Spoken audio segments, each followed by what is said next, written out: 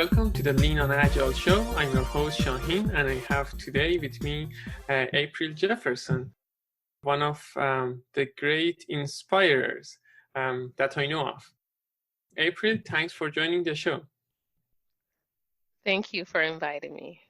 I won't do the justice introducing you, and I don't know you that much. I know that you're a great person to know, and I know that any chance that I get, I want to learn from you, but I leave it up to you to tell our audience who is April.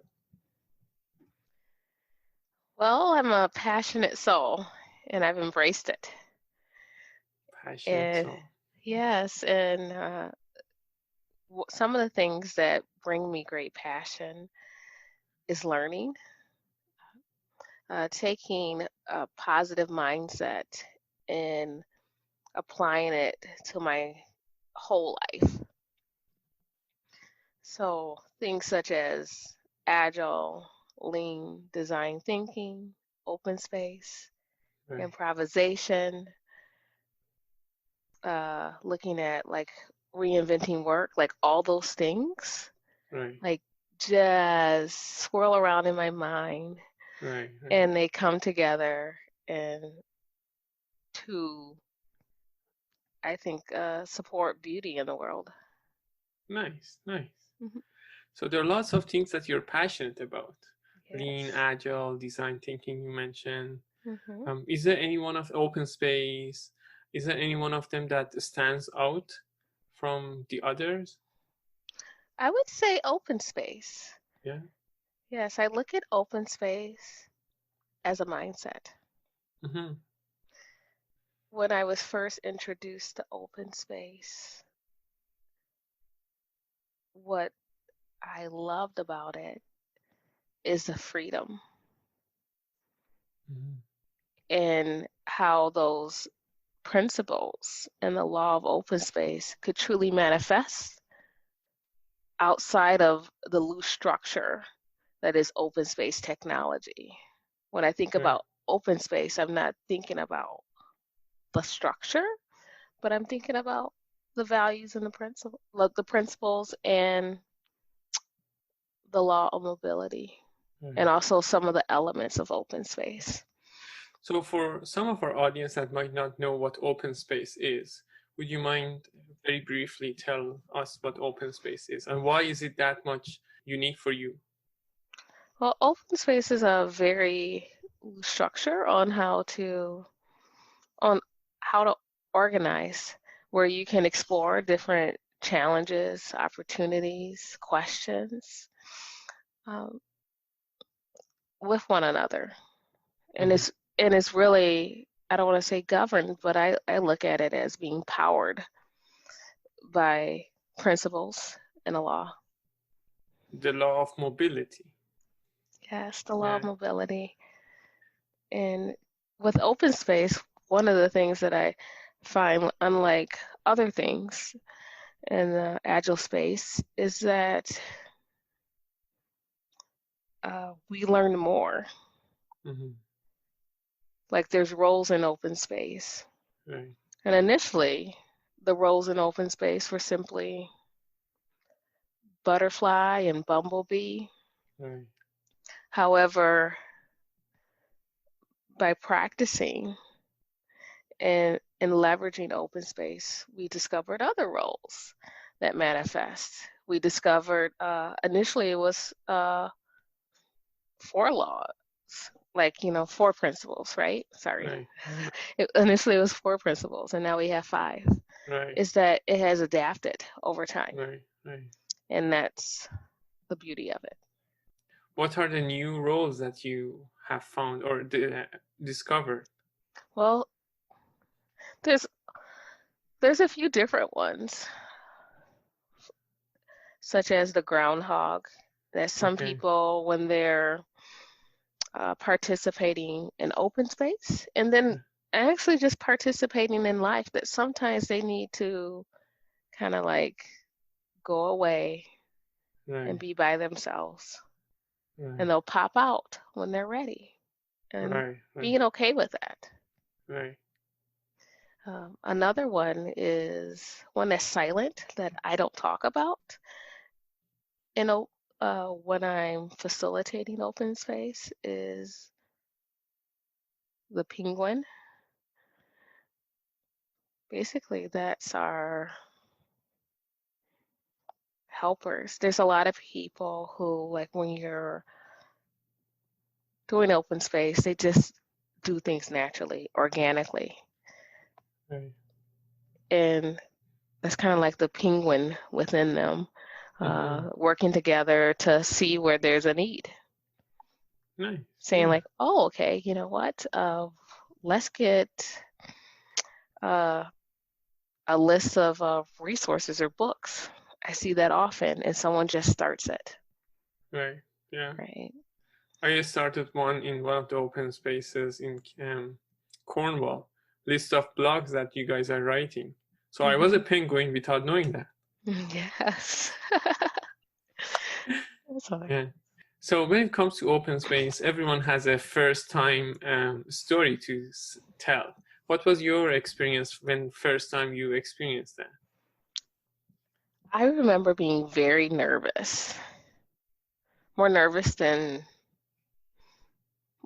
going to a conference and speaking at a conference. With Right. open space, I felt intimidated at first because this was a gathering of other coaches and peers, and you feel a little bit unsure about yourself. So I think I came in with imposter syndrome. And as I became, you know, uh, open, and decided to like just walk free, I found that it wasn't anything to be concerned about. What I found that in my first open space, some of my closest friends in the Agile community came out of that open space. Oh, I okay. found my That's strong. I found my group, Okay. like people that I really connected with. I also found my voice. Before I only did some things like locally, and then after that, I started, you know, going outside of my local area and sharing talks, Right. doing collaborations. And that's one of the beauties of open space, I believe. And I've organized and facilitated lots of open space since then, that it creates leaders. Oh, nice. It creates new voices in our space, Right. that people find belonging and connection in open space.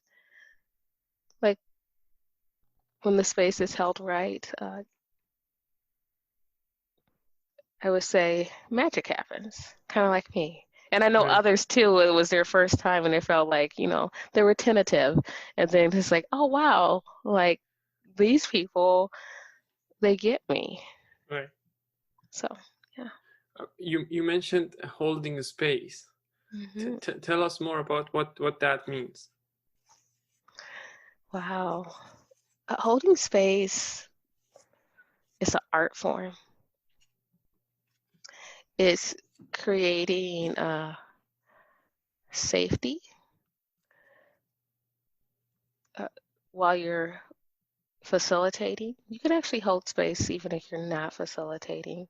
But more often, we take that as a form of facilitation Mm-hmm. where there is safety. You bring about connection, and something powerful happens.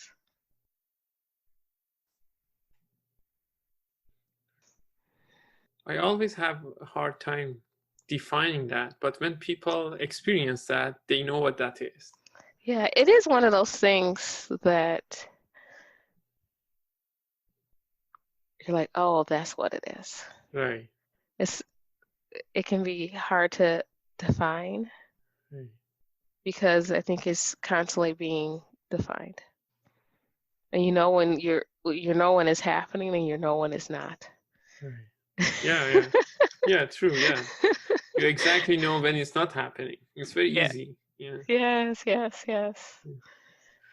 And you have held open spaces not only in the agile context, but in other domains as well.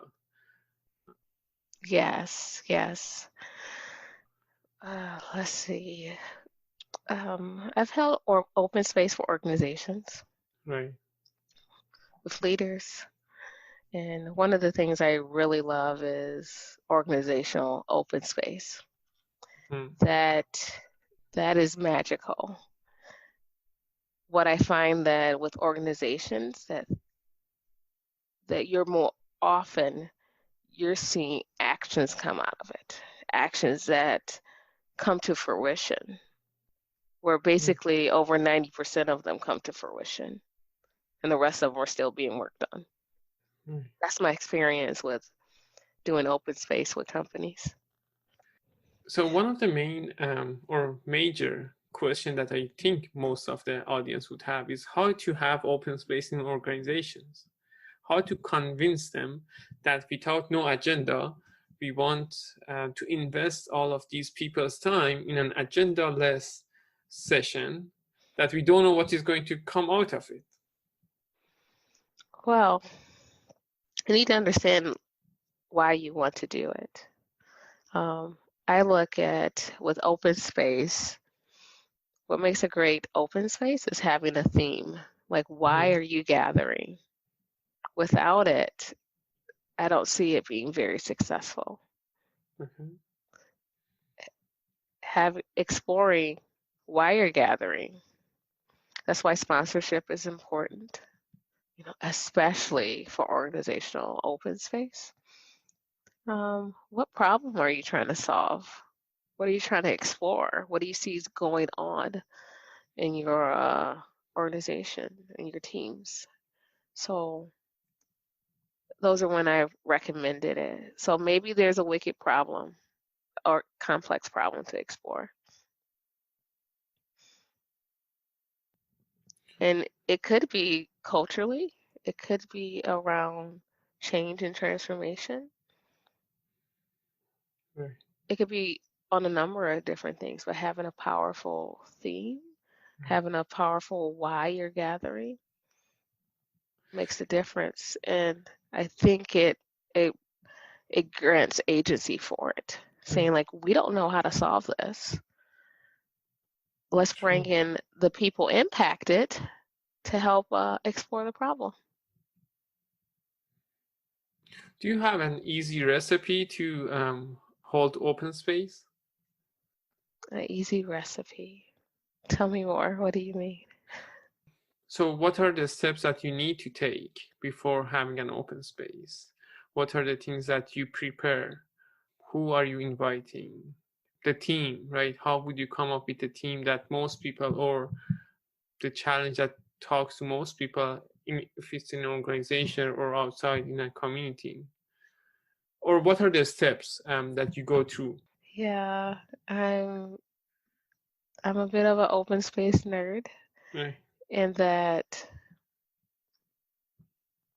I love no matter what role I'm playing in open space, I love it. Mm-hmm. I I love being a participant. During COVID, I have participated in 7 open spaces. Some I have facilitated, some I've organized, and some of them, I was walking in the different roles of open space. Mm-hmm. I tend to be more of a bumblebee Mm-hmm. as a participant. But yeah. How is it in the virtual world? Like if you want to be a bumblebee, because in the real world you see the spaces you walk from, you hear like maybe some other interesting topic happening, and you get attracted to that. Hmm. That goes into what you asked about earlier, which I didn't get a chance to answer yet, is that how do I curate spaces? When I think about open space, I'm thinking about why are we gathering? Having a powerful a theme to why we gather. Then I'm thinking about, hey, my first thing is say, after this is over, how do what do we hope people are feeling, thinking, right? I'm empathy mapping the participants' feedback. And I noticed that, and then set intentions for those to happen. And when I do that, those things actually do happen. I also set the intention to say what's really important to me is that we're able to walk in the principles and the law of open space. So therefore, as I'm curating this space, I make sure that all of those are present. Right. And the law of mobility is one of the most important ones. So in the virtual space, yes, you can create spaces. There's so many different ways to do that so people can naturally move from space to space. That was a long way to answer Right. your Yeah, question. answer. Yeah. Who is behind open space? Like, because for Agile, we know there's a Agile community. People talks about things. It pops up. It goes somewhere, and then maybe something changes, right? But how these things changes in open? Is there an open space community that you know of? Is there an open space body that, for example, introduced the fifth principle? Well, this happens through people doing open space, right? By Okay. practicing. Like the roles come up by people practicing. I've seen there's not one way to do it, open space. I rejoice in seeing people do things differently.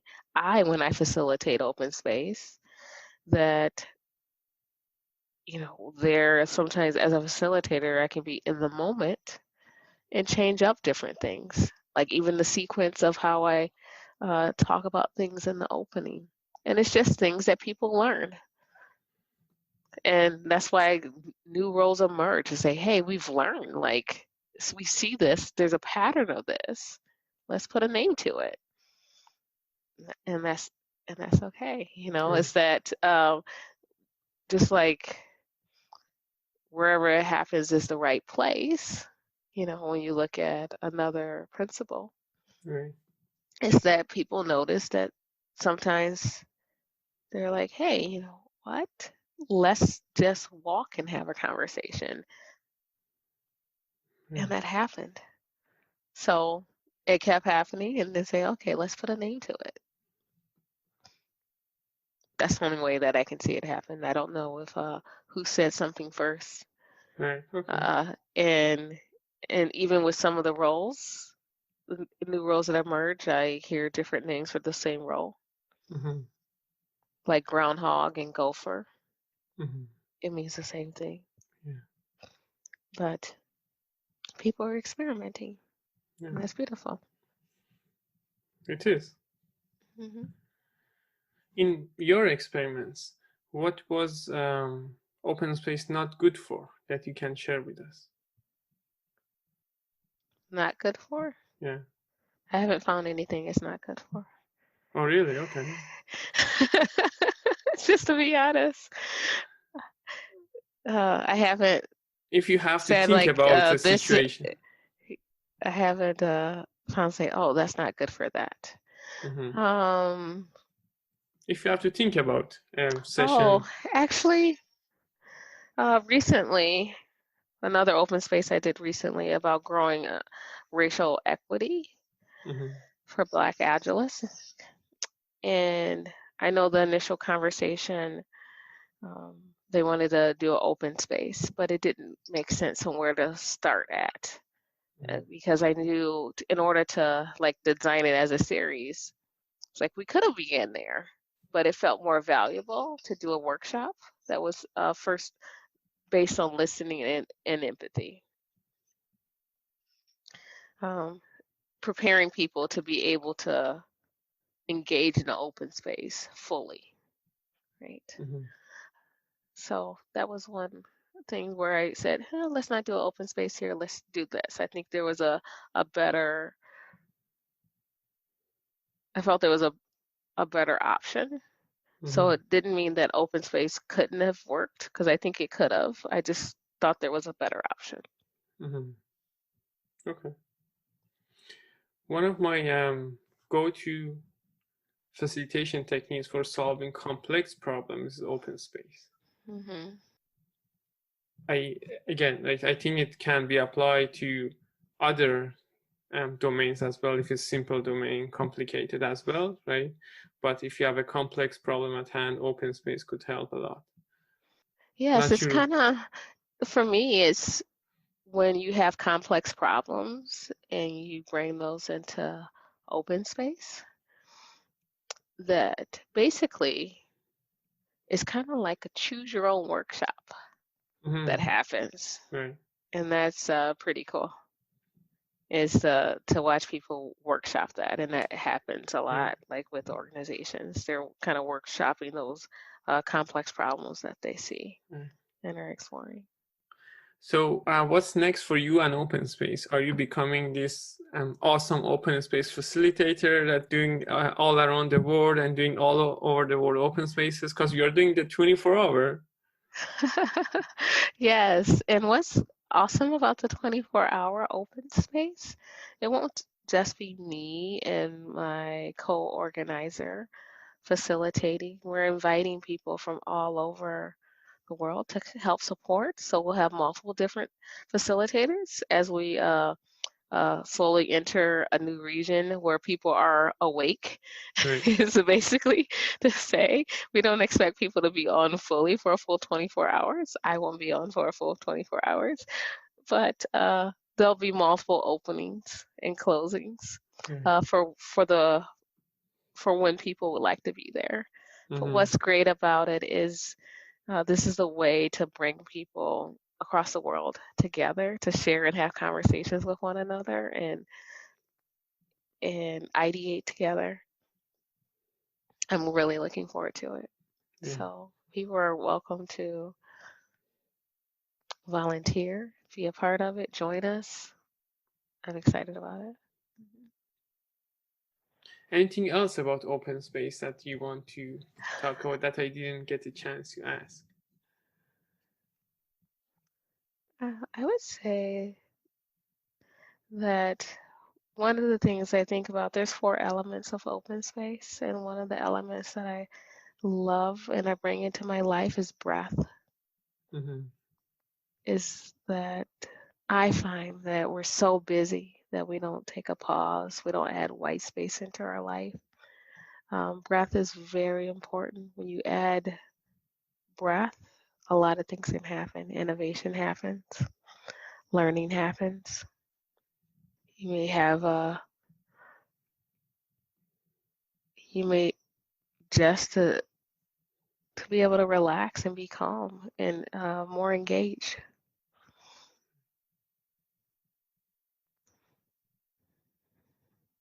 When you were talking about breath, I imagine a safe and peaceful space. I was imagining the family. Have you ever done any open space with families? I haven't, but I would love to do so. If people are interested, call me up. Um, I haven't done one with families. I've done like different, I've had the different design thinking exercises with families. I haven't done open space with families yet, but that would be beautiful. It I can would, happen. It would be I would imagine. magical. Yeah.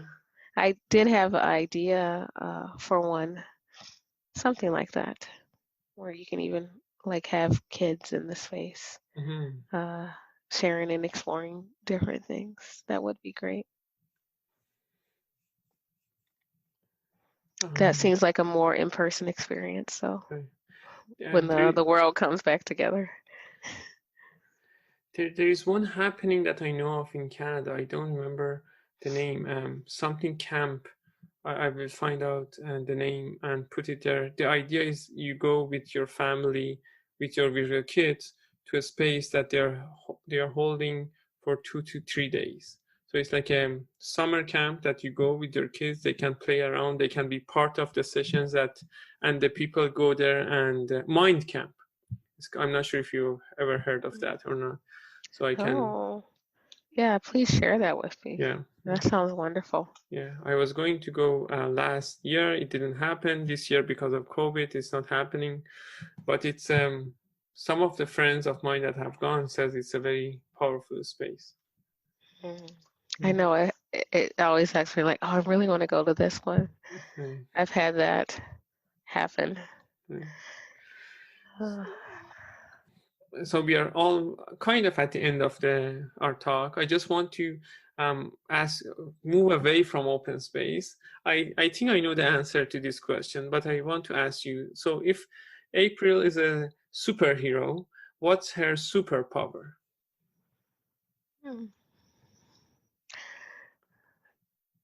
My superpowers, I would say, is curating spaces that connect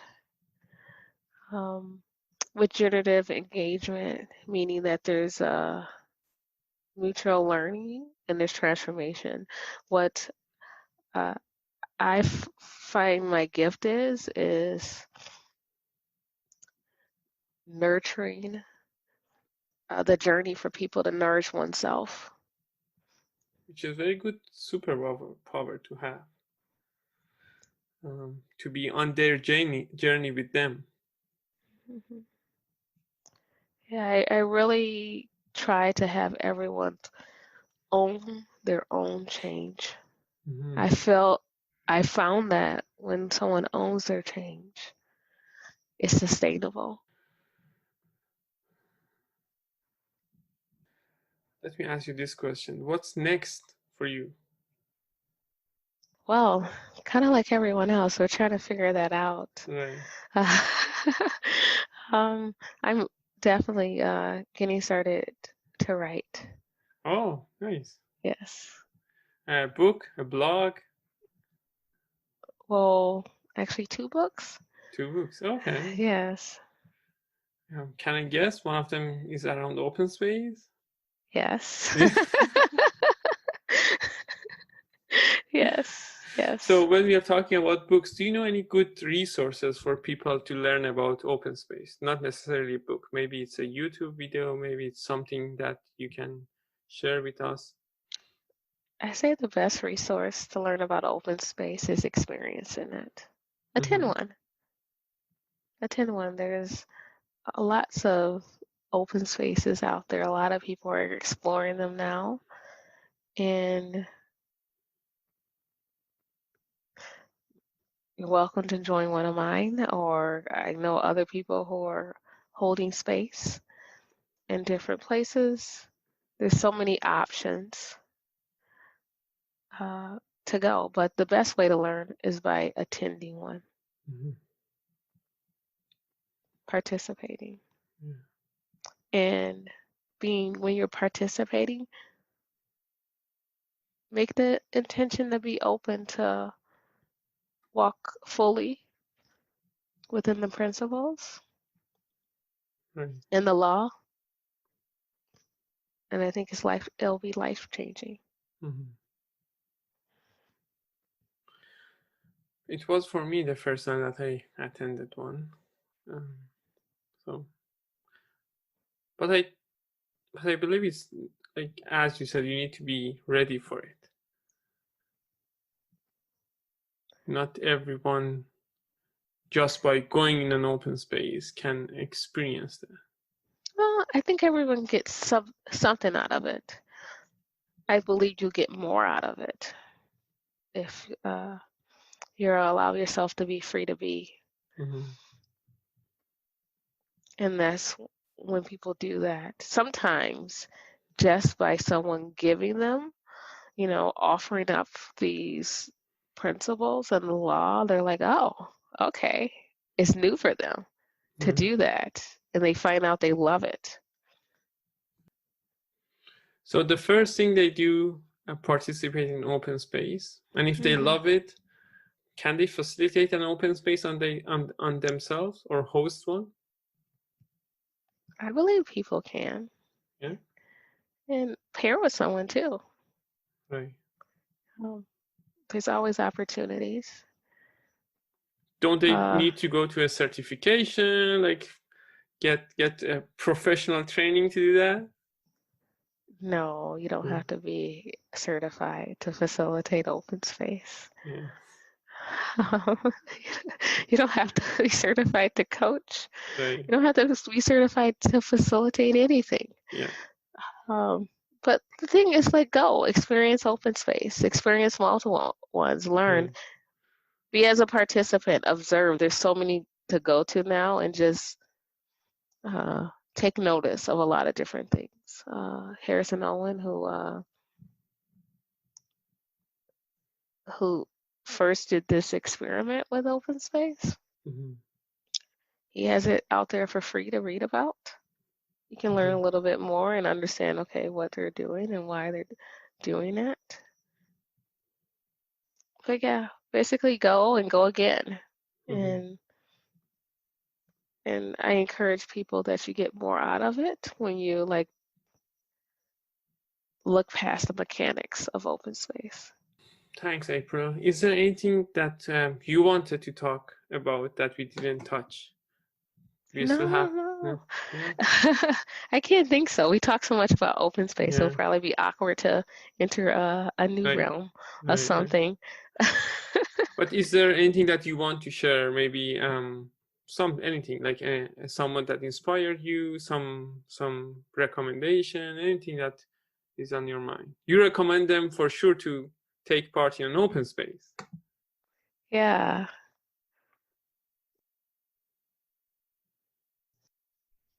For me, what inspires me is people walking in their own freedom. I believe too often in this space, like we create celebrities, and it's not about that. Yes, we learn from other people, but I'd rather hear like how you took something that you learned from someone else, like, and applied it. What did you discover new? I encourage people to experiment, discover something new. That's a good inspiration. And last but not least, how people can get in touch with you? Well, they can find me on Twitter and LinkedIn at Soul Craftswoman. Thank you again for being on the show, April. I know we couldn't have done this episode in an open space format because there was only two of us, but hopefully we do something and we ask you to come and hold the space for us when we do a bigger audience podcast. Oh yeah, that would be fun.